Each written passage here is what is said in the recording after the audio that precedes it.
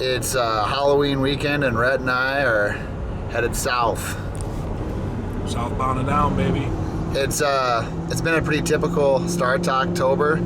We did have a couple really good cold fronts roll through, and in a little bit of time I had to hunt those, I did see some bucks up and on their feet moving. But since then, we've had one weekend that it was almost 90 degrees and it really shut things down. Now this weekend it's cooled off a little bit. It's down in the 40s overnight and about 60s during the day.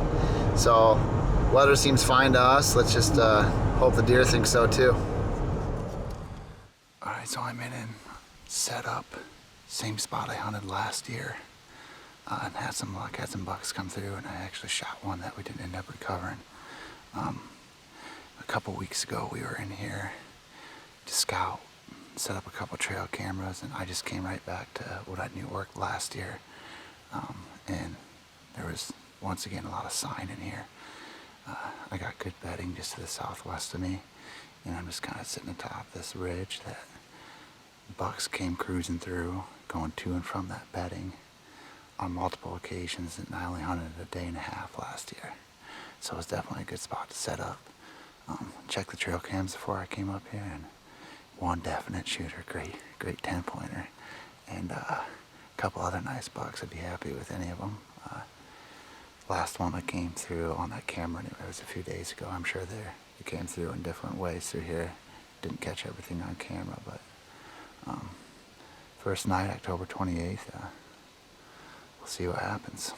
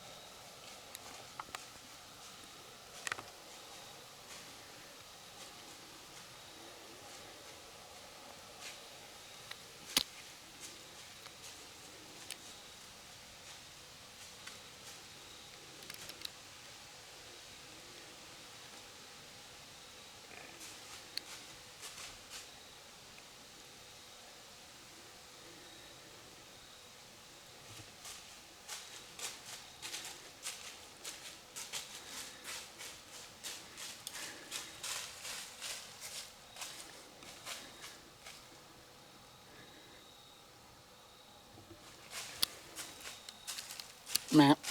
I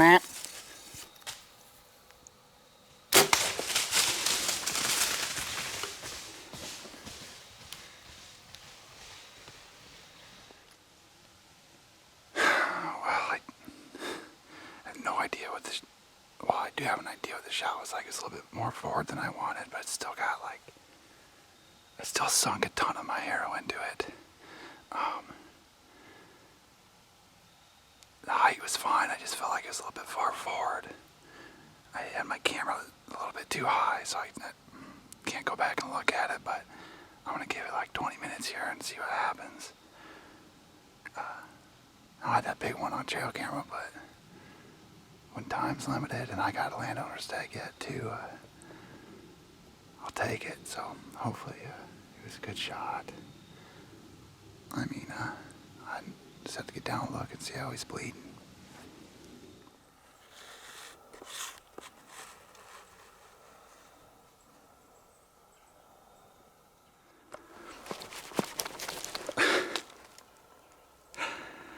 That feels good.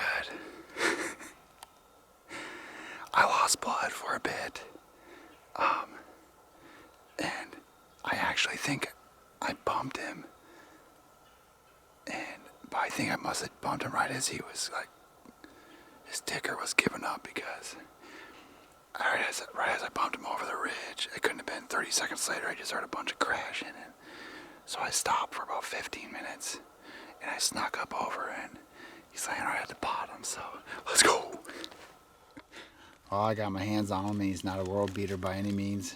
Probably the smallest bow buck I shot in a while, or maybe ever, but I knew this year, like, it's the first year I run a camera arm in the tree, and I knew throwing that little variable in there was going to make things a little bit complicated. So proud of this one, happy to recover him.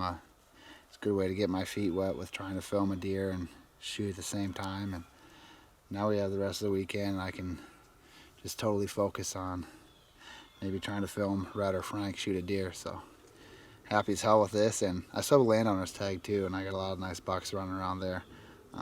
And I have a wife, and co-workers are patient with me too when I come out hunting a lot, so I try not to waste many opportunities like this. So I'm gonna get him off my leg now. Fun fact, I'm allergic to deer, so I'm gonna take some allergy meds and get Rhett and work on getting this thing out of here.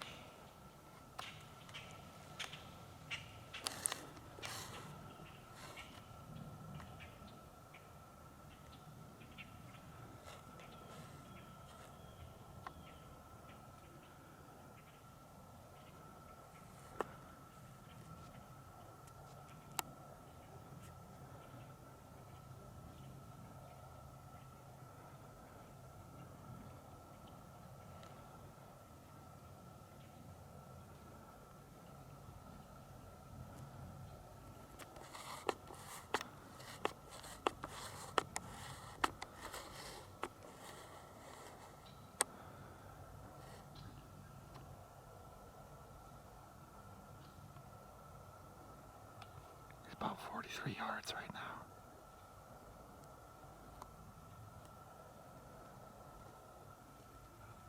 Forty-three.